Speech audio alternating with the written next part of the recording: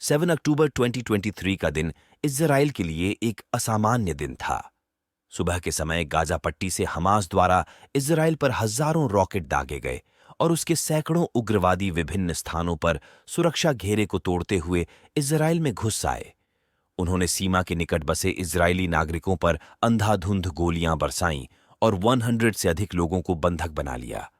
रॉकेटों की बौछार इतनी तीव्र थी कि इनमें से कुछ रॉकेट प्रसिद्ध आयरन डोम को भेदने में सफल रहे और यरूशलेम जैसे अंदरूनी हिस्से तक इसके दायरे आ गए।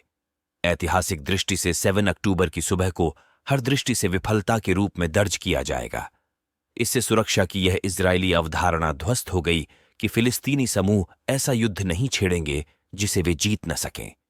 इजराइल फिलिस्तीन संघर्ष का इतिहास, इजराइल का निर्माण। इस संघर्ष की उत्पत्ति 19वीं सदी के अंत और 20वीं सदी के आरंभ से देखी जा सकती है, जब फिलिस्तीन में यहूदियों के आप्रवासन की वृद्धि हुई, जिससे यहूदी आगंतुकों और अरब आबादी के बीच तनाव उत्पन्न होने लगा। वर्ष 1917 में प्रथम विश्व युद्ध के दौरान ब्रिटिश सरकार ने बाल्फोर घोषणा, बैल्फोर डिक्लेरेशन जारी की थी, जिसमें फिलिस्तीन में यहूदी लोगों के लिए राष्ट्रीय गृह, national home for the Jewish people, की स्थापना के लिए समर्थन व्यक्त किया गया था।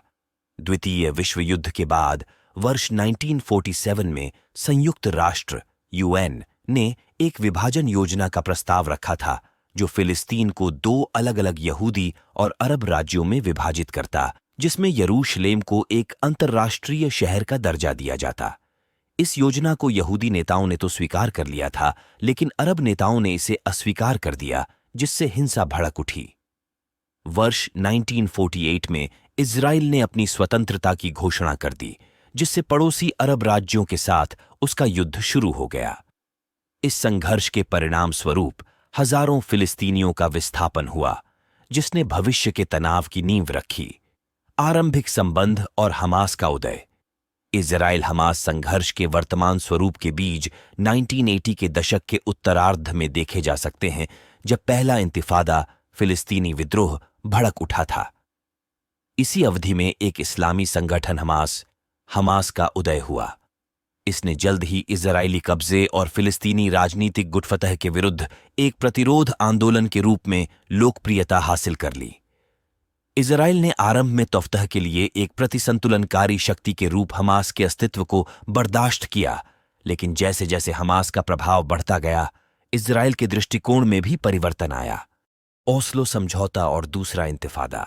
1990 के दशक के आरंभ में ओस्लो समझौते, ओस्लो अकॉर्ड्स से फिलिस्तीनी प्राधिकरण, पैलेस्टीनियन अथॉरिटी पीए, की स्थापना का मार्ग प्रशस्त हुआ और वेस्ट बैंक एवं गाजा पट्टी के कुछ क्षेत्रों से इजराइल की आंशिक वापसी देखने को मिली। हालांकि आगे यह शांति प्रक्रिया रुक गई, जिससे निराशा और हिंसा का प्रसार हुआ तथा इसकी परिणति दूसरे इंतिफादा 2000 to 2005 के रूप में हुई। इस अवधि के दौरान हमास ने इजरायली नागरिकों के विरुद्ध आत्मघाती बमबारी और रॉकेट हमले तेज कर दिए। गाजा पर कब्जा और नाकेबंदी। वर्ष 2006 में फिलिस्तीनी विधायी चुनाव में हमास की जीत हुई, जिससे फतह के प्रभुत्व वाले पीए के साथ तनाव बढ़ गया। वर्ष 2007 में हमास ने बलपूर्वक गाजा पट्टी पर कब्जा कर लिया, जबकि वेस्ट बैंक पर फतह का नियंत्रण बना रहा। इजराइल ने हथियारों की तस्करी और हमलों को रोकने के लिए गाजा की नाकेबंदी कर रखी है, जिसने गाजा के निवासियों के लिए मानवीय चिंताओं और आर्थिक कठिनाइयों को जन्म दिया है। बारंबार संघर्ष और युद्ध विराम।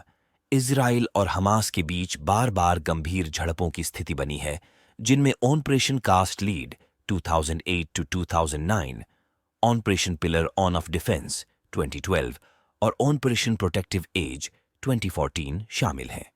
इन संघर्षों के परिणाम स्वरूप दोनों पक्षों को भारी क्षति उठानी पड़ी है।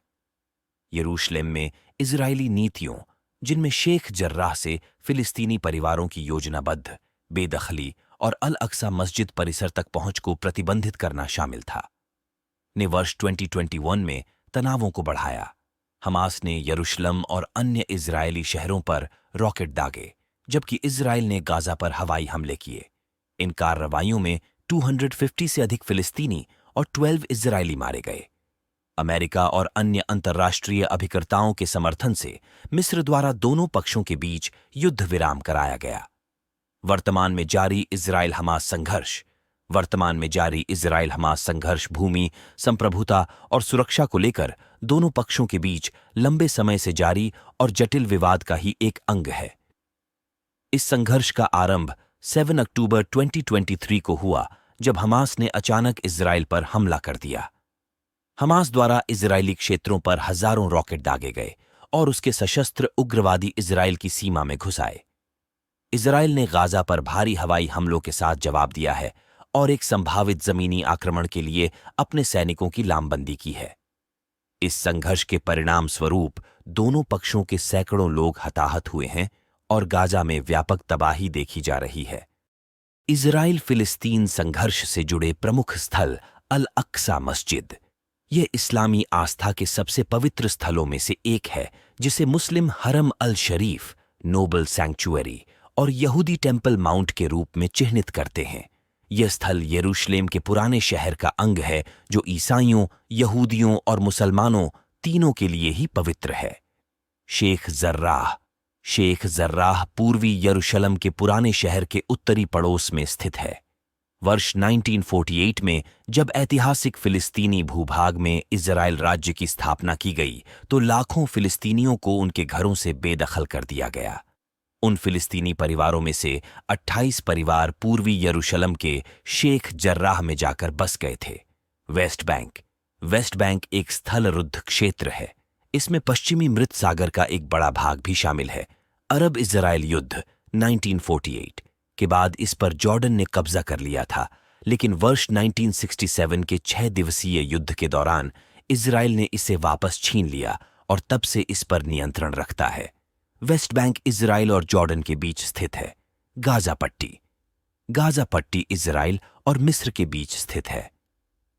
इजराइल ने वर्ष 1967 के बाद इस पट्टी पर कब्जा कर लिया था, लेकिन ओस्लो शांति प्रक्रिया के दौरान गाजा शहर और इसके अधिकांश भूभाग के दिन प्रतिदिन के प्रशासन पर नियंत्रण छोड़ दिया था। वर्ष 2005 में इजराइल ने एकतरफा तरीके से इस भूभाग से यहूदी बस्तियों को हटा लिया, हालांकि इसने यहां तक अंतर्राष्ट्रीय पहुंच को नियंत्रित करना जारी रखा है। गोलन हाइट्स एक रणनीतिक रूप से महत्वपूर्ण पठार है, जिसे इजराइल ने वर्ष 1967 के युद्ध में सीरिया से जीत लिया था। इजराइल ने वर्ष 1981 में इस क्षेत्र पर प्रभावी रूप से कब्जा कर लिया। वर्ष 2017 में संयुक्त राज्य अमेरिका ने आधिकारिक तौर पर यरूशलेम और गोलन हाइट्स को इजराइल के अंग के रूप में मान्यता प्रदान कर दी। इजराइल फिलिस्तीन संघर्ष का भारत पर क्या असर पड़ सकता है? व्यापार संबंध। संघर्ष बढ़ने से इजराइल के साथ भारत के व्यापार पर असर पड़ सकता है, विशेष रूप से रक्षा उपकरण जैसे महत्वपूर्ण क्षेत्रों में। इजराइल भारत के लिए रक्षा प्रौद्योगिकी का एक महत्वपूर्ण आपूर्तिकर्ता है और इस व्यापार संबंध में कोई भी व्यवधान भारत की रक्षा तैयारियों को प्रभावित कर सकता है। कूटनीतिक चुनौतियां। भारत ने परंपरागत रूप से इजराइल और अरब देशों के प्रति अपनी विदेश नीति में एक संतुलित दृष्टिकोण बनाए रखा है। यदि संघर्ष बढ़ता है और अन्य अरब देश भी इससे संलग्न होते हैं, तो यह भारत के लिए राजनयिक चुनौतियां पैदा कर सकता है। इस परिदृश्य में इजराइल के साथ अपने संबंधों को संतुलित करना और अरब देशों के साथ अच्छे संबंध बनाए रखना भारत के लिए जटिल सिद्ध हो सकता है। मध्य पूर्व के साथ आर्थिक और रणनीतिक संबंध। भारत मध्य पूर्व यूरोप आर्थिक गलियारे, India middle east Europe economic corridor जैसी पहलों के संदर्भ में मध्य पूर्व के साथ भारत के आर्थिक एवं रणनीतिक संबंध अत्यंत महत्वपूर्ण हो गए हैं। यदि संघर्ष बढ़ता है और इसमें हिजबुल्लाह और ईरान जैसे अन्य क्षेत्रीय खिलाड़ी भी संलग्न होते हैं, तो यह पश्चिम एशियाई क्षेत्र को अस्थिर कर सकता है। ऊर्जा आपूर्ति। पश्चिम एशियाई क्षेत्र भारत के लिए ऊर्जा आयात का एक महत्वपूर्ण स्रोत है। क्षेत्र की स्थिरता में कोई भी व्यवधान संभावित रूप से भारत की ऊर्जा आपूर्ति को प्रभावित कर सकता है, जिससे आर्थिक चुनौतियां पैदा हो सकती हैं। भारतीय प्रवासियों के हित। भारत की एक बड़ी प्रवासी आबादी विभिन्न मध्य पूर्वी देशों में कार्यरत है। यदि संघर्ष बढ़ता है तो इन भारतीय नागरिकों के हित एवं सुरक्षा के लिए खतरा उत्पन्न हो सकता है और भारत के लिए उनकी सुरक्षा सुनिश्चित करना आवश्यक हो जाता है। भारत का रुख। भारत नवंबर 1947 में संयुक्त राष्ट्र की विभाजन योजना का विरोध करने वाले कुछ देशों में से एक था, जिसने कुछ माह पहले ही स्वतंत्रता के दौरान अपने स्वयं के अनुभव से यह दृष्टिकोण अपनाया था। इसके बाद के दशकों में भारतीय राजनीतिक नेतृत्व ने सक्रिय रूप से फिलिस्तीनी मुद्दे का समर्थन किया और इजराइल के साथ पूर्ण राजनयिक संबंधों से परहेज किया। भारत ने वर्ष 1950 में इजराइल को मान्यता दे दी थी, लेकिन वह फिलिस्तीन लिबरेशन ओन ऑर्गेनाइजेशन (PLO) को फिलिस्तीन के एकमात्र प्रतिनिधि के रूप में मान्यता देने वाला पहला गैर अरब देश भी था। भारत वर्ष 1988 में फिलिस्तीन के राज्य के दर्जे को मान्यता देने वाले पहले देशों में से भी एक था।